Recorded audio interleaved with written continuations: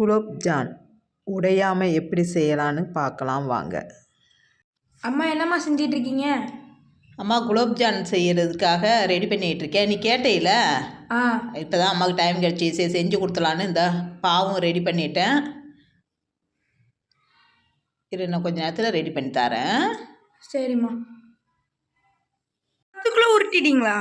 அதுக்குள்ளே செஞ்சுட்டேப்பா. இது வந்துட்டு ஈஸி தான்மா. ஒவ்வொருத்தவங்க என்ன செய்வாங்க தெரியுமா, ஃபர்ஸ்ட்லலாம் வந்துட்டு அப்படியே சாஃப்டாக செய்யணும், அதனால மெதுவாக கொஞ்சம் கொஞ்சமாக தண்ணி தெளித்து செய்யணும் அப்படிலாம் சொல்லுவாங்க. நானும் அந்த மாதிரி செஞ்சு 2 மணி நேரம் உட்காந்து செஞ்சுட்டு உட்காந்துட்டு இருப்பேன். இப்போல்லாம் அப்படியெல்லாம் கிடையாது. நம்ம சப்பாத்தி மாவு பிசைகிற மாதிரியே நம்ம பிசைஞ்சா போதும். அதை விட்டுவிட்டு வந்துட்டு அப்படி இப்படின்லாம் சொல்லுவாங்க. அதெல்லாம் கேட்காதீங்க யாருமே. இப்போ பாருங்கள், இப்போ நான் எவ்வளோ ஈஸியாக செய்கிறேன்னு இந்த மாதிரி செஞ்சாலும் உடையவும் உடையாது. நம்ம அதை பார்த்து பார்த்து லைட்டாக தண்ணி தெளித்து மெதுவாக பிடிச்சி செஞ்சால் 2 எண்ணெயில் போடும்போது அப்படியே விரிஞ்சுக்கிறோம். இப்போ பாருங்கள், நான் போட்டு காட்டுறேன் எப்படி இருக்குன்னு மட்டும் பாருங்கள். நீங்கள் எண்ணெயில் போட போகிறீங்களா? அப்படியே ஒவ்வொன்றா எடுத்து அப்படியே போட்டு விட வேண்டியதான். சிம்மில் வச்சு போடணும், இல்லைன்னா கருகுன மாதிரி ஆகிடும். அதுக்காக வச்சு வெடிச்சிச்சா? இல்லை அப்படியே இருக்கு பார்த்தியா? அழகாக இருக்கு பார்த்தியா? இதை விட்டு நிறைய வெடிச்சிருக்கும்ல. இது வெடிக்காதுப்பா. அது மாதிரி அதுக்கு தகுந்த மாதிரி நம்ம செஞ்சுட்டா வெடிக்காது. அது தெரியாமல் தான் அம்மாவும் எல்லாரும் சொல்கிறாங்கன்ட்டு அது மாதிரி 1 மணி நேரம் உட்காந்து பிசைஞ்சிக்கிட்டு இருக்கேன் ஃபஸ்ட்லலாம். இப்போல்லாம் வந்துட்டு இந்த பாரு சப்பாத்தி மாவு பிசைஞ்ச மாதிரி பிசைஞ்சு போடுறோம். எவ்வளோ அழகாக பந்து மாதிரி இருக்குது பாரு. பாருங்க, ஒன்று கூட வெடிக்கலை, எல்லாமே அழகாக இருக்குது மொழு மொழுன்னு.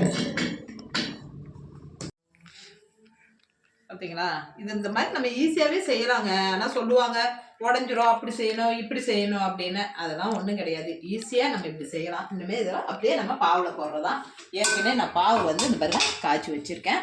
அந்த பாவில் அப்படியே மெதுவாக எடுத்து போட்டு விடுவோம். இது கொஞ்சம் நேரம் கழிச்சுன்னா ஒரு 10 நிமிஷத்துலலாம் ஊறிடும். அதுக்கப்புறம் கொடுக்கலாம் பிள்ளைங்களுக்கு. பாவு ரெடி பண்ணி வச்சுருந்தனால ஈஸியாக போட்டாச்சு, அவ்வளோதான். சரிங்களா? 10 நிமிஷம் நல்லா ஊறட்டும். அது வரைக்கும் நம்ம மூடி வைப்போம். மூடி வச்சு அப்புறம் எடுக்கலாம். ஊறி குலோப்ஜாம் ரெடி ஆகிடுச்சி. இங்கே பார்த்தீங்களா எவ்வளோ அழகாக இருக்குதுன்னு. இன்னும் நம்ம எடுத்து சாப்பிட்லாம். பாருங்கள், ஒன்று கூட உடையலை. முதல்ல நான் செய்யும்போது குலோப்ஜாம் வந்து எண்ணெயில் போடும்போதே அப்படியே உடஞ்சிக்கிறோம். ஏன்னா அப்போ எனக்கு சரியாக செய்ய தெரியாது. அப்படி இருக்கும்போது தான் ஒரு நாள் கடைக்காக ஒரு அம்மா செஞ்சிகிட்டு இருந்தாங்க. அப்போ அவங்ககிட்ட கேட்டேன் இது எப்படி செய்யணும்னு. அப்போ அவங்க தான் சொல்லி கொடுத்தாங்க, நீங்கள் சப்பாத்தி மாவு பிசைகிற மாதிரி பிசைஞ்சு போடுங்கம்மா, அது நல்லா வரும்னு. ஆனால் உண்மைங்க, நான் அது மாதிரி செஞ்சேன். இப்போ நல்லா அழகாக வருது செய்கிறதுக்கு. பாருங்க, சூப்பராக ரெடி ஆகிடுச்சு எல்லாமே. பார்த்தீங்களா எவ்வளோ அழகாக இருக்குன்னு. எடுத்து சாப்பிட்டு காட்டுறேன்.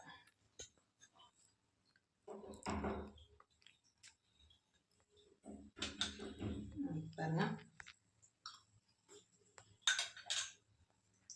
சூப்பராக இருக்கு.